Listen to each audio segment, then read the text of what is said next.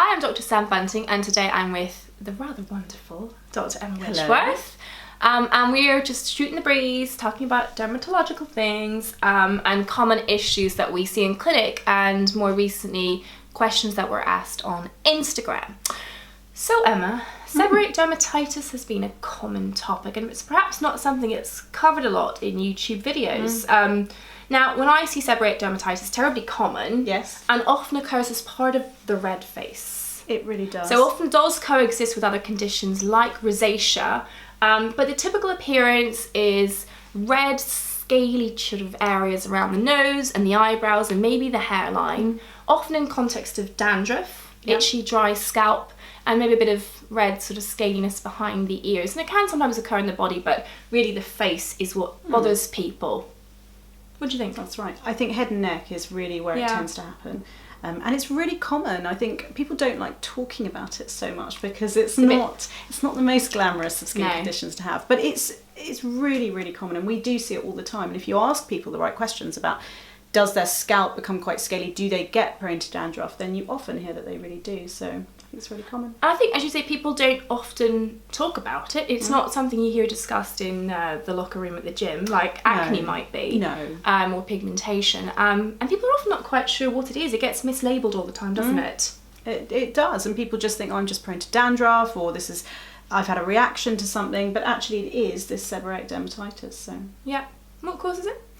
So we don't 100% know, but it is a combination probably of genetics. So some people are more susceptible to seborrheic dermatitis than others, and a reaction to a yeast that's in the environment. So there are so many different microorganisms in the environment. There's a yeast called Malassezia, which is around all the time, but some people seem to be more prone to it and get these scaly patches when they're exposed to it. So it's a combination, like most things, of our genetics plus our environment. So let's be practical.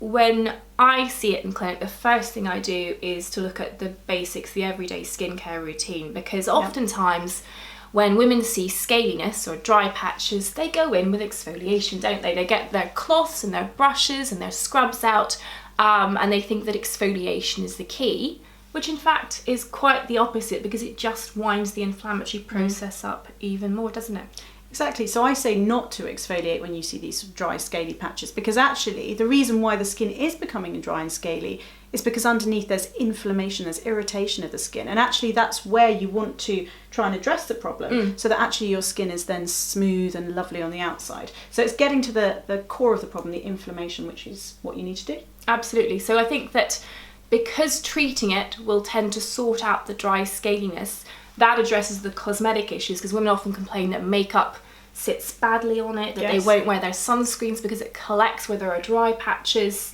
all these reasons why, I'm skipping my sunscreen. Of course, ultimately we're always about preserving skin quality and skin health and preventing the signs of aging where humanly possible. And the approach to the scalp tends to be the same, reducing the amount of inflammation through reducing the amount of the yeast that tends to trigger this process, and Ketoconazole shampoo tends to be the thing that's most frequently used and is the most effective. I think it can be very helpful. So at first, if you're trying to control the process, particularly the dandruff and the scaling, using something like Ketoconazole shampoo on a daily basis. But I think with scalp treatments, it's really important to make sure that you're actually getting it to the scalp, so it's not going in your long, lovely, lustrous hair, which it doesn't do anything. It's actually going on the scalp. The business in the roots, people. Exactly. Really massaging it on the scalp, leaving it for a couple of minutes, washing it off, and then sometimes doing that process again. And doing that every day in the first couple of weeks, and then just maintaining that for twice a week, 2 to 3 times a week, ongoing. And I think you have to check that people do wash their hair every day. I mean, naturally, this is a more common condition in those who have an oily scalp anyway. And there are not many people who've got oily hair who don't wash their hair daily. But I think it is important when you're trying to treat it and get it under control to do the daily wash thing. Of course, I think it does depend a little bit on your hair type, because some people have only washed their hair every couple of weeks, and then it's doing it as much as is manageable, because some hair, particularly Afro-Caribbean hair, it can be very hard to wash that every day. So just doing that as often as is manageable, but trying to keep up, because like you say, oily scalps need a bit of attention at first, and then you can ease back and then see how it gets on. Absolutely. So, and then a similar approach to the skin, getting the inflammation under control, and then going back to basics, stripping back your routine so that you're not using anything irritant. And I tend to skip things like acids in this skin type. I don't know about you. I find especially salicylic acid can be quite an irritant. So I think that the less is more approach definitely works here. And I think your cleansing, your moisturising should all be very supportive of barrier function.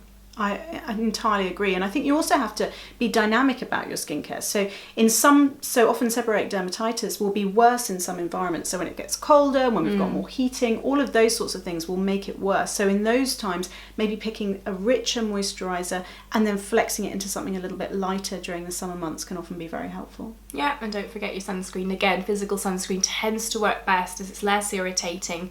And I think if you follow those basic steps, make sure you're skipping beauty approaches that are not your friend in this instance, things should smooth out nicely. And if they don't, then go and see one of your friendly dermatologists.